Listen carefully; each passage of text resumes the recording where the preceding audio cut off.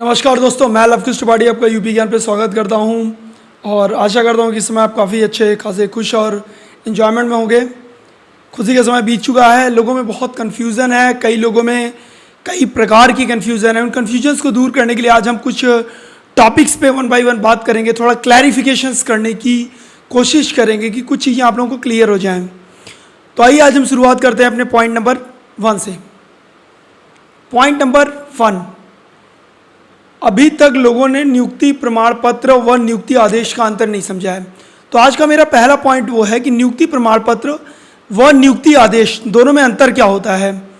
देखिए, नियुक्ति प्रमाण पत्र क्या होता है कि आपने इस नौकरी को क्वालिफाइड किया था, आप इसके लिए चयनित हुए थे, हम आपको इस रोजगार के लिए उपयुक्त मानते हैं, इसका हम आपको एक प्रमाण पत्र देते हैं। परंतु नियुक्ति आदेश डिफरेंट होता है। कल मैंने अपने ज़िले में जो भी मेरे लेखपाल साथी उन्होंने नियुक्ति प्रमाण पत्र प्राप्त किया, मैंने तुरंत उनको कहा कि आप जाइए तहसील जाकर पहले नियुक्ति आदेश प्राप्त करिए। नियुक्ति आदेश क्या होता है, उसमें जो आपके लेखपाल सेवा नियमावली होती है, उसमें जो आपके लेखपाल में के रूप में कार्य करने के जो नियम शर्तें लिखित होती हैं, उन सभी वर्णनों के साथ एक लंबे पेज का A5 पेज का या लीगल पेज का एक आपको आदेश दिया जाता है कि अब आप इस नौकरी के लिए आपको आदेशित किया जाता है। उसकी ये शर्तें हैं, टर्म्स एंड कंडीशंस।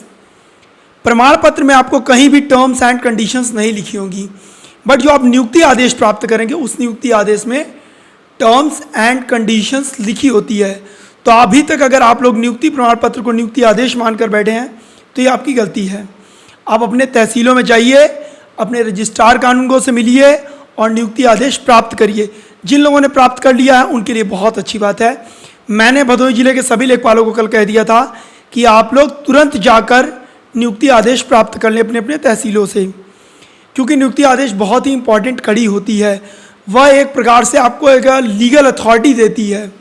प्रमाण पत्र आपको लीगल अथॉरिटी नहीं देगी, लेकिन नियुक्ति आदेश आपको एक लीगल अथॉरिटी देती है कि हाँ, अब आप इस तहसील के पार्ट्स हो चुके हो। दूसरी जो हमारी टॉपिक्स लोगों के दिमाग में चल रही है, जो डिफरेंट भी है, सर योगदान आख्या।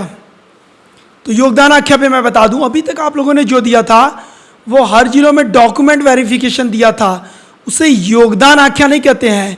नियुक्ति पत्र प्राप्त होने के तदुपरांत, नियुक्ति पत्र प्राप्त होने के उपरांत जो नियुक्ति पत्र में सेवा शर्तें दी गई हैं, उन सेवा शर्तों को मानते हुए आपकी तरफ से हलफनामा व प्रार्थना पत्र के माध्यम से श्रीमान उप जिला अधिकारी महोदय को एक प्रार्थना पत्र दिया जाएगा।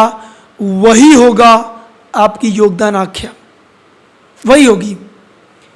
तो अगर आपको नियुक्ति आदेश नहीं मिला तो आपने दिया क्या था। आप कॉमनली दिमाग सोचो, मैं आपको नियुक्ति का आदेश ही नहीं दे रहा हूं और आप मुझे अपनी योगदान आख्या दे रहे हो। सर मैं इस जॉब के लिए आ गया हूँ, भैया मैंने तुमको नियुक्ति दी है, मैंने तुमको कहीं आदेश किया है कि तुम नियुक्त हो जाओ तहसील में, फिर किस चीज़ की योगदान आख्या।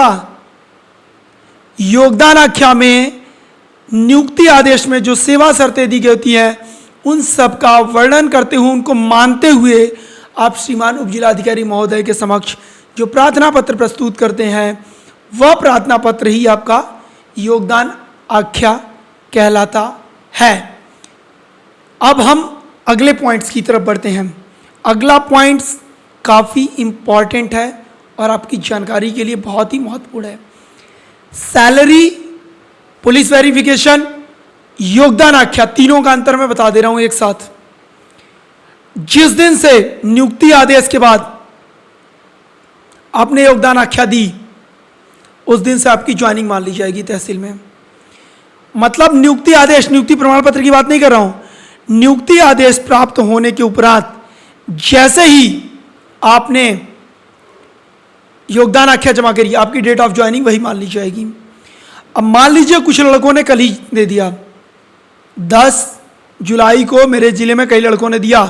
अभी मुझे पता है कि प्रदेश की 60 से 70% से एबव लड़कों ने योगदान आख्या नहीं दी है।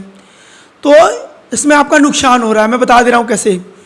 उसने 10 तारीख से दी, तो जब उसकी सैलरी बनेगी तो वो योगदान आख्या की डेट से बनेगी। आपने 6 दिन बाद दी तो आपकी 6 दिन बाद से बनेगी, तो वो 6 दिन का जो आपको लॉस होगा उसके लिए केवल आप ही जिम्मेदार होंगे। जो उसके लिए लॉस होगा उसके लिए आप जिम्मेदार होंगे। या तो आप जानकारी का अभाव कह सकते हैं या आपकी लापरवाही। अगर जानकारी का अभाव है तो मैं आपको बता दे रहा हूँ, तुरंत जाकर योगदान आख्या दे दीजिए। जितना विलंब करेंगे उतनी आपकी सैलरी डिक्लाइनिंग होगी, उतनी कम वेतन आपको प्राप्त होगा। हाँ, अब बात आती है पुलिस वेरिफिकेशंस की। क्यों इंपॉर्टेंट है पुलिस वेरिफिकेशंस? पुलिस वेरिफिकेशन के अलावा जाति वेरिफिकेशन यानी कास्ट वेरिफिकेशन भी इंपॉर्टेंट होता है। मैं बता रहा हूं क्यों। जैसे ही आप योगदान आख्या देंगे आपके जिलों में, जैसे अगर आप अपने होम टाउन में है, पुलिस वेरिफिकेशन कोई बहुत बड़ा काम नहीं होता। आपके थाने पर यहाँ से जो आपका नियुक्ति आदेश होता है उसकी एक फोटोकॉपी विथ मोहर प्रमाण पत्र के साथ आपके कंसर्न थाने को भेज दी जाएगी। आप जिस भी जिले में होंगे उस जिले में पुलिस वेरिफिकेशन आपका जाएगा, वो आपको कॉल करेंगे।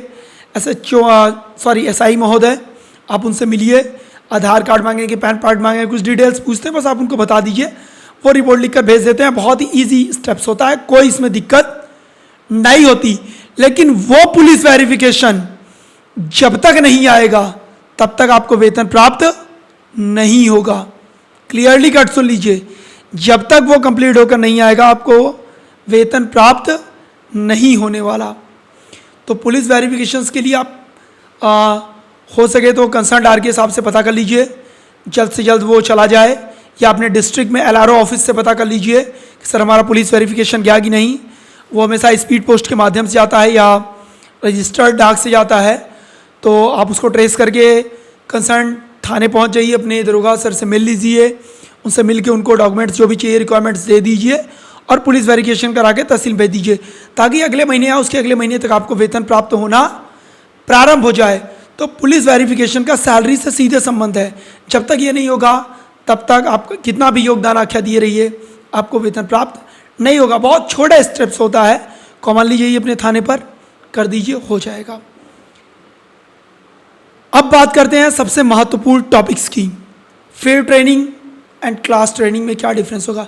पहली बात तो मैं ये आपको बता दूं कि ट्रेनिंग होगी कहाँ। जैसा कि अभी जो चर्चा चल रही है, ये मेरा पहला ही टॉपिक था कि ट्रेनिंग कहाँ हो सकती है, ट्रेनिंग होने की संभावना कहाँ पे है। ये मुझे पहले बताना था, लेकिन कुछ चीज़ों के बाद मैं इनको बता रहा हूँ। देखिए, जो आपकी ट्रेनिंग होने की संभावना बन रही है वो आपके डिस्ट्रिक्ट में बन रही है, मंडल्स में भी हो सकती है, पर चूंकि आपको फील्ड ट्रेनिंग भी देना होगा, तहसील के साथ में आपको फील्ड ट्रेनिंग भी दी जाएगी। तो इसीलिए जहाँ तक मेजॉरिटी की चांसेस बन रही है, दो चीज़ें हो सकती हैं। या तो आपको 3 महीने के लिए प्योर क्लास ट्रेनिंग के लिए भेज दिया जाए, उसके बाद प्योरली आप फील्ड ट्रेनिंग में आ जाओ, या तो क्लास ट्रेनिंग और फील्ड ट्रेनिंग टुगेदर्स होगी साथ साथ। अगर दोनों साथ होती है तो आप बहुत बेनिफिट में रहोगे। क्लास में जो सीखोगे उसको प्रैक्टिकली कर लोगे। और मैं आपको रियल बता रहा हूँ, जो भी आप प्रैक्टिकल ट्रेनिंग करोगे वही काम आने वाला है। क्लास ट्रेनिंग कुछ नहीं काम आती भाई, कुछ भी, मतलब नॉलेज के लिए होती है बस।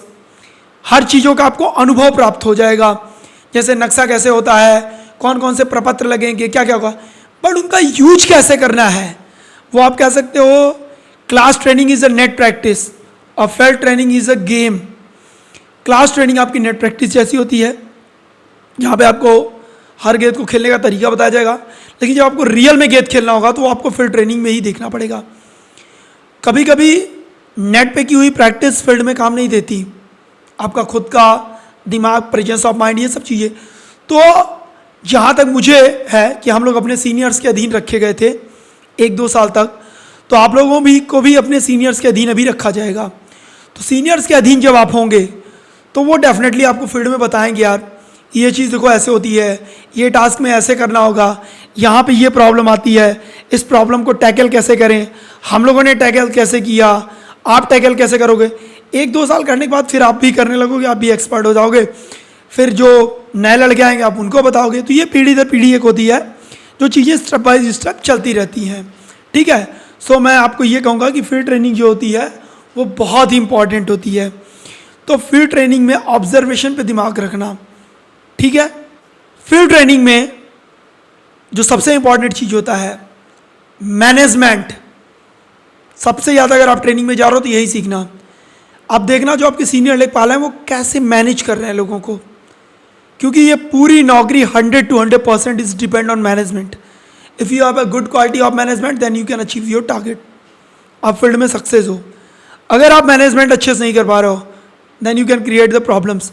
तो मैनेजमेंट हल करने के लिए आपको कभी कभी प्रधान जी की सहायता, कभी गांव के सीनियर्स की सहायता, कभी गांव के अच्छे लोगों की सहायता लेनी पड़ेगी, गांव के विवादित लोगों की पहचान करनी पड़ेगी। तो ये सब फील्ड ट्रेनिंग से ही आपको मिलेगी। विलंब से योगदान दे आख्या देने पर आपको क्या प्रभाव पड़ सकता है, मैंने अभी पहले ही बता दिया। विलंब से योगदान आख्या दोगे आप लोग, सैलरी लेट आएगी, उतनी सैलरी कट के आएगी, वो बाद में मिलने वाली भी नहीं है, बता दे रहा हूँ अभी से। जितना लेट योगदान आख्या दोगे उतनी सैलरी कट के आएगी, मिलेगी नहीं। एक चीज़ जो हम लोगों को बताएगी वो बता दे रहा हूँ, मैं इसकी पुष्टि नहीं करता हूँ, पर क्या होती है जब आप प्रमोशंस में जाते हो तो जो आपकी सीनियरिटी डिसाइड होगी, सीनियरिटी मतलब इस जॉब में, वो सीनियरिटी आपकी जो होगी वो डिपेंड करेगी आपकी डेट ऑफ ज्वाइनिंग से। मतलब अगर आप लेट ज्वाइनिंग करते हो तो आप जूनियर हो जाओगे, ठीक है। तो मैक्सिमम ट्राई करो कि जल्द से जल्द योगदान आख्या दे दो, तो जितना विलंब से दोगे उतना आपके लिए दिक्कत खड़ी होने वाली है। और इसी के साथ मैं आपको बता रहा हूँ कि जैसा कि आप लोगों ने मुख्यमंत्री ये आपके जो नए कलीग्स हैं जो तैयारी करने वाले हैं, क्योंकि देखिए वो जब आएंगे तभी आप सीनियर होंगे, आप लोगों के आने से हम सीनियर होंगे, उनके आने से आप सीनियर होंगे। जैसा कि माननीय मुख्यमंत्री महोदय द्वारा लेखपाल नियुक्ति प्रमाण पत्र वितरण समारोह में इस बात का संकेत स्पष्ट रूप से दे दिया गया कि जो वैकेंसी अभी वैकेंट्स हैं वो भी आने वाली हैं। तो लगभग 4,500 पदों के सापेक्ष जो है वो वैकेंसी आ सकती है। वो इस बार 2024 के पेट के माध्यम से आ सकती है, 2023 पेट के माध्यम से आ सकती है, जल्द ही आ सकती है। तो आपके जो अगल बगल के लड़के हों या जो तैयारी करने वाले लड़के हों, आप लोग डेफिनेटली तैयारी में जुट जाओ, अभी से जुटो यार। ये लोग जो आप लोग देख रहे हो जो सेलेक्टेड होके आए हैं, जो सेलिब्रेशंस कर रहे हैं इतना स्ट्रगल करके, तो इन लोगों ने काफ़ी मेहनत की, आपको भी मेहनत करनी पड़ेगी, ठीक है। तो ये एक बेसिक नॉलेज थी। कल से हम अपनी ट्रेनिंग्स के लिए वीडियोस लॉन्च करेंगे, हर एक टॉपिक्स पे डिस्कशन करेंगे। वो सारी टॉपिक्स जो आपको इस जॉब के लिए इंपॉर्टेंट्स होंगी, किन किन चीज़ों का आपको सामना करना पड़ता है, जितना मेरा एक्सपीरियंस है, जितना मेरे रजिस्ट्रार कार्यालय का एक्सपीरियंस है, मैं सारे एक्सपीरियंस, इलेक्शन का एक्सपीरियंस, हर एक चीज़ें मैं आपको 1 by 1 टॉपिक 1 वीडियो के माध्यम से बिफोर ट्रेनिंग स्टार्ट, जब तक आपके जिले में स्टार्ट होगी, आप जाओगे तो उसके पहले आप वेल नॉलेजेबल होके जाओगे। मैं इसकी बात बताऊं, कितनी जानकारी है। अगर आपको कोई भी चीज़ दिक्कत है आप कमेंट बॉक्स में आप मुझे कमेंट्स डाल के पूछ सकते हो, मैं डेफिनेटली आपको रिप्लाई दूंगा। आपको जो भी जानकारी चाहिए आप वो मुझसे पूछिए। तो और हाँ, एक चीज़ और, लेखपाल का जो सबसे इम्पोर्टेंट काम मैं आपको बता दे रहा हूँ, मैनेजमेंट तो होता ही है, नक्शे की पहचान बहुत ज़रूरी होती है। तो नक्शे की पहचान के लिए मेरी एक वीडियोस पड़ी हुई है मेरे चैनल पे, उसमें मैंने नक्शे के निशान बताए हैं। वो निशान आप लोग एक बार ज़रूर देख लेना, क्योंकि जैसे ही नक्शे की क्लास स्टार्ट होगी ना, वो निशान बहुत आपको पकड़ने में मदद करेंगे कि फील्ड में कौन सी लोकेशन किस साइड है, किधर आपको जाना है। इसी के साथ मैं अपनी वाणी को विराम देता हूँ। आशा करता हूँ मेरी दी हुई जानकारी आपको समझ में आई होगी, अच्छी लगी होगी। चैनल को सब्सक्राइब कर दीजिएगा, लाइक कर दीजिएगा, और जो भी आपके सुझाव हो या जो आपको जानना हो प्लीज़ आप कमेंट बॉक्स में डाल दीजिएगा। धन्यवाद।